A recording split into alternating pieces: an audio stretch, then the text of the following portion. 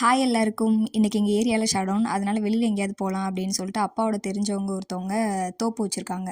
So அங்கே போகலான்னு சொல்லிட்டு தான் நாங்கள் கிளம்பிட்டோம். ரொம்ப நாளாகவே இந்த மாதிரி தோப்புக்கு போய் அங்கே ஃபுல் டே ஸ்பெண்ட் பண்ணி அப்புறம் பம்ப் செட்லாம் இருக்கும் இல்லையா, அதிலலாம் குளிச்சு நல்லா என்ஜாய் பண்ணணும் அப்படின்ற மாதிரி ஆசை. ரொம்ப நாளான்னு கூட சொல்ல முடியாது, ஏன்னா சின்ன வயசுலேருந்தே ஆசை. இப்போ தான் ஃபஸ்ட் டைம் இந்த மாதிரி எக்ஸ்பீரியன்ஸே பண்ணுறோம். எல்லாம் அந்த மூவியில் பார்க்குறது, டிவியில் பார்க்குறது, அப்புறம் அந்த தூரத்தில் பஸ்ஸில் போகையில் பார்க்குறது, அவ்வளோதான். ஃபஸ்ட்டு அங்கே போனதுமே நிறைய மாங்காய் மரம் அப்புறம் தென்னை மரம் அதெல்லாம் இருந்துச்சு.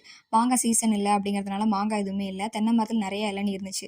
எந்தெந்த மரத்துலலாம் இளநீ இருக்குது அப்படின்னு சொல்லிட்டு பார்த்துட்டு இருந்தோம். அங்கேயே உட்காந்து சாப்பிட்லாம் அப்படின்னு சொல்லிட்டு மீன் சமைச்சு கொண்டு போயிருந்தோம். என்ன மீன் சமைச்சு கொண்டு போயிருந்தோம், எப்படி சாப்பிட்டோம் அப்படிங்கிறத எங்கள் அப்பா சொல்கிறாங்க, கேளுங்க. குழம்பு, வாவல் மீன் வறுவல், குழம்பு செம்ம டேஸ்ட்டாக இருக்குது. ஒரு குடி பிடிக்கிற நல்லா சாப்பிட்டு முடிச்சுட்டு அப்புறம் அந்த பிளேஸ் நல்லா இருந்ததுனால அங்கே கொஞ்சம் ஃபோட்டோஸ்லாம் எடுத்துக்கலாம் அப்படின்னு சொல்லிட்டு ஃபோட்டோ ஷூட் பண்ணிட்டு இருந்தோம். அப்புறம் என்னங்க, பம்பு செட்டில் தண்ணியை ஃபுல்லாக திறந்து விட்டுட்டு ஒரே ஆட்டம் தான். தொட்டி மேலேருந்து குதிக்கிறது, அதுக்கப்புறம் மற்றவங்கள தண்ணிக்குள்ள அமைக்க விளையாடுறது, இந்த மாதிரி பயங்கரமாக ஆட்டம் போட்டுட்டு இருந்தோம். தண்ணியிலேருந்து வெளியில் வரணும் அப்படிங்கிற நினைப்பே இல்லாமல் செம்மையாக ஆட்டம் போட்டுட்டு இருந்தோம். இதில் ரொம்ப ஹைலைட்டான விஷயமே இதுதாங்க. இளநீ வந்து அண்ணன் வெட்டிட்டு வந்து கொடுத்தாங்களா, நாங்கள் அப்படியே தண்ணியில் உட்காந்துட்டே குடித்தோம் பாருங்கள். ஆஹா, செம்மையாக இருந்துச்சு. அப்புறம் டைம் வேறு ஆயிடுச்சா, ரொம்ப நேரமாக தண்ணிக்குள்ளேயே இருக்கும் அப்படின்னு சொல்லிட்டு அம்மா திட்ட ஆரம்பிச்சிட்டாங்க. அதோடு சரி வீட்டுக்கு கிளம்பிடலாம் அப்படின்னு சொல்லிட்டு கிளம்பி வீட்டுக்கு வந்துட்டோம்.